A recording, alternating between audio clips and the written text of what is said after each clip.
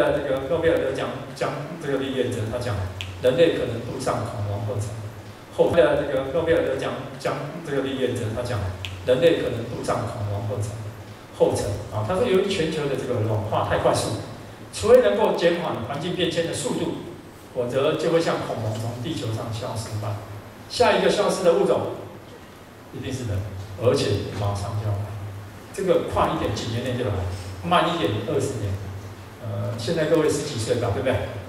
是不是都10多岁？如果全世界没有做好，各位可能都活不过40，活不过40。所以这个东西非常恐怖，非常恐怖。现在做好，各位活100年，100多。各位有没有看过报道？现在的科技，一个人活135岁，一点问题都没有。现在基因改造可以活135岁。可是基因改得再好，地球暖化来，你还是躲不掉。所以要全世界一起来才有机会。他说100年内，地球就有可能变成金星或火星。各位现在看到我们的太空船去探测金星、火星，会怎么样？不再适合人类居住。所以大家要有觉醒，全球要共同努力才有机会。金星、火星以前可能都有人，都有人有生物的，也是被这个地球暖化灭绝掉。现在慢慢越来越多证据有水有什么都显示，它以前是有生物的也是暖化把它灭掉。好，那我们要遏制这个全球暖化呢，我们需要立即的行动。那立即行动，我们能做什么？刚刚是全世界要做的这种会议，代替京都议定书的这个会议是决定性全世界的。那我们自己能做什么？当然就是节能减碳节能减碳。那我们国家呢有一个节能减碳的总计划，那有非常多条，其中像这个第9条就是怎么样的教育，像今天我来做一些报告，可能就是大家知道这样一件事情，可是知道跟做到还离非常非常的遥远那我们政府呢也提供了一些准备怎么做，从技术上、从监管上、从资金、从调度怎么来做，所以我们政府目前也已经比较重视。可是各位知道，我刚刚讲台湾都是永远人家的3、4倍。知道到会做到做成，蛮漫长的各位知道政府为什么要紧张？地球暖化再继续下去，现在开始碳排太多的国家要去帮人家买碳买少一点的国家，比如说我讲好你可以排20，我可以排50，我用到60怎么办？帮你买10，用钱去买那现在台湾的经济不错，外销做得很好，可是再过几年，大家发现台湾的碳排量全世界第1，而且远超过欧盟，搞不好世界各地就会下一个条款，禁止买台湾东西。为什么？为了要买你的东西，你碳排这么高我不买你的，你就不会碳排那么高那这个问题就会来这个对我们影响非常恐怖的。那我们政府也在想要建构一个低碳社会，来迈向永续。所以我们低碳城市推动方案，这个目前是目标，100年要每个县市2个低碳示范社区。103年要到6个低碳城市，109年希望北东南中4个低碳生活圈我觉得这个有点太慢，可是事实上做起来当然不容易。好，那我们要使用永续能源各位看到图中有热泉的能、潮汐能，可是你们有没有发现，最近要看一些经济，可以发现环保目前呢变得很赚钱的现在不是你要重视环保，你用环保可以赚大钱赚大钱。比如说现在有电动车或者现在这个两用的电动跟油电车，现在开始油电出来了，电动车因为电池的问题没搞定，现在还没搞定所以电动车只是还在这个研究，已经生产，但是没办法大量。那我们发现这个是可以赚钱的，不是只有我们配合而已好，那奥巴马上来当总统以后，他的财经的政策就是要节能开发。他要求做什么？风力发电，我们看到照片是风力发电。他要求呢，省油汽车，刚刚讲的，还有最右边是太阳能。这一块呢，奥巴马做了不少的补助。那另外呢，就是要低碳的经济，还有低碳就是要环保。那绿色的建筑各位有机会去看看花博花博里面有流行馆什么馆，它都是讲一些低碳的，各位可以看一下。然后绿色的汽车就是以完全环保的观点，就不排二氧化碳。那连冰岛这么遥远的地方，它的地热很多，所以他们开发出来技术的独步全球的怎样地热来做能源。那他们整个用地热来做的话，减少37%的二氧化碳排放量，所以他们很成功。所以大家就要想办法哈，不是只用石油，而且石油现在很贵，现在1桶80几块美金。好，那墨西哥他们也在做，我觉得最有意义就这一条，各位有没有感觉？海水一直淹上来，那我们怎么种东西？没可能，对不对？没有地可以种东西啊，这时候怎么办？淡化海水灌溉的作物，海水垄断，水淹上来里面造种无误，来一并解决全球暖化、海水上升、粮食不足还有衍生作物经济效益高的东西。那他用这样的一个概念是97%用海水进来可以种东西，这个概念我个人的感觉，人类早晚一定要靠它。如果他做得成功的话，蔬菜可以在海水种，那我们才活得下。不然你想想看，水一直淹上来，我们晚上上去要吃什么？没东西吃啊！然后再来呢，大陆呢也做了，大陆也扩大内需来做生态重建。你知道大陆呢，这个刚开始的时候，前几年没有这种环保概念，滥砍滥用。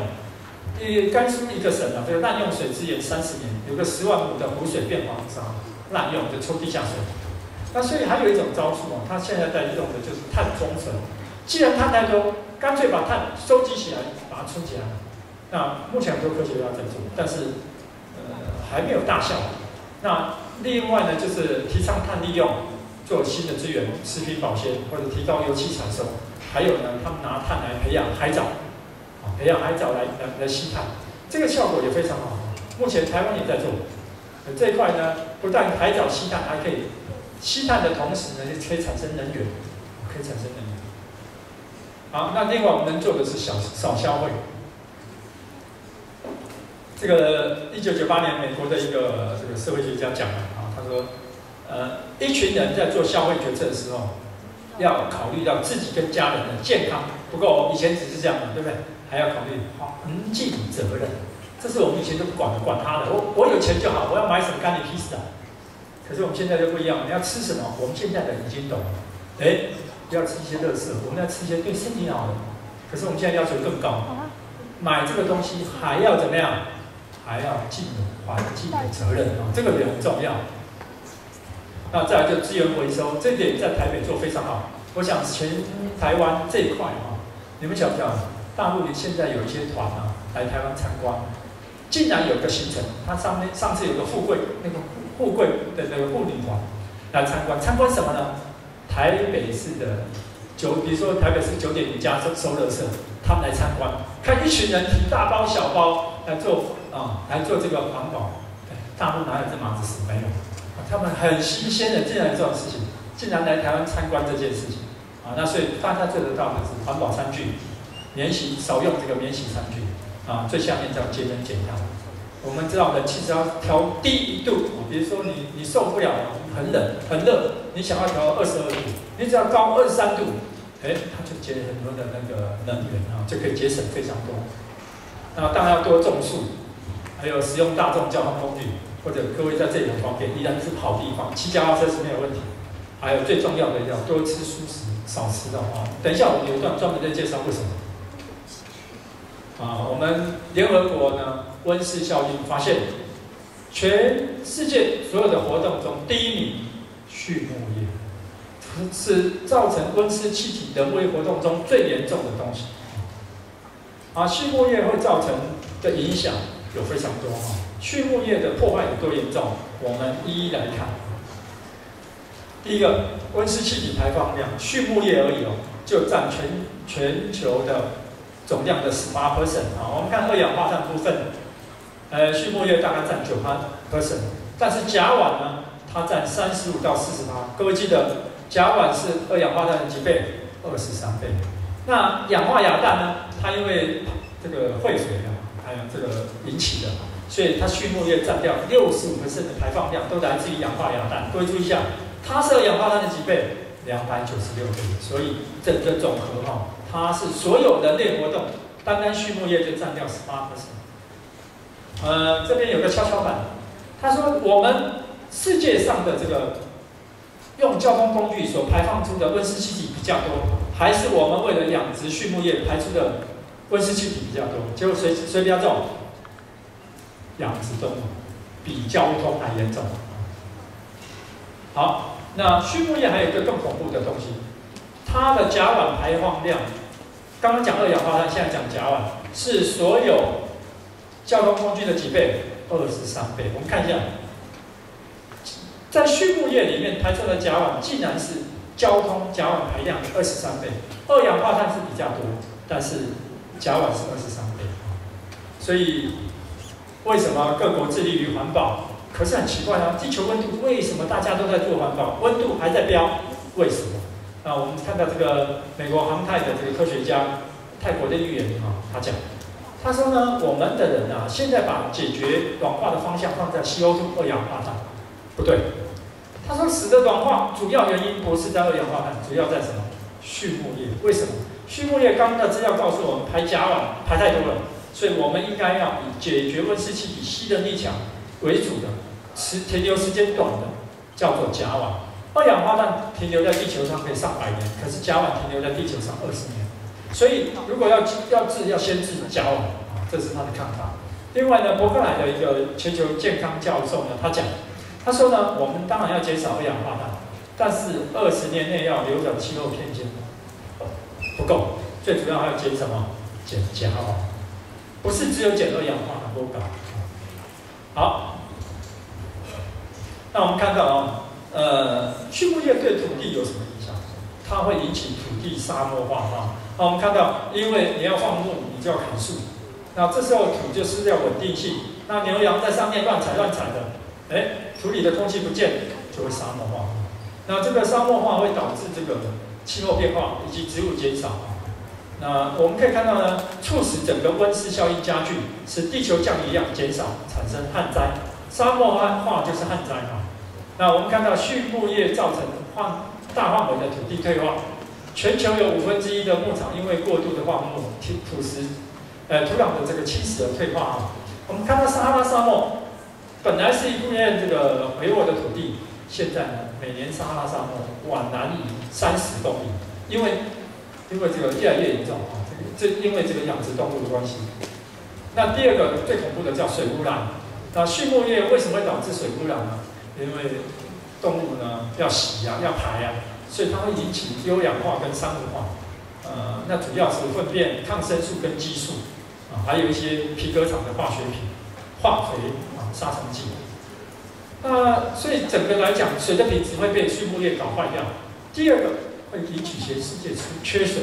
我们刚刚一直讲冰河不见的时候会缺水，那我们现在看养一只母牛，它为了养这只母牛所要浇的水，可以浮起一艘驱逐舰，你相信吗？这个是真的，这里的报告全部是真的啊！看看，一头母牛为什么比驱逐舰的排的水还多？因为你为了要养它养到这么大，你要给的水是这么恐怖。好，那美国更扯，美国每年有好几兆加仑的灌溉用水来种植这个牲畜用的这个饲料，约占美国淡水资源的85%。你发现水不是给人喝的，竟然都要给谁？给动物。所以我们看一下你要吃1磅的牛肉，你需要为了要吃这1磅牛肉，你需要2500加仑的水。你去外面买一个全麦的面包，大概要139加仑的水才有办法种出来。那你要买1磅番茄最省29加仑就够。所以我们看一下，你生产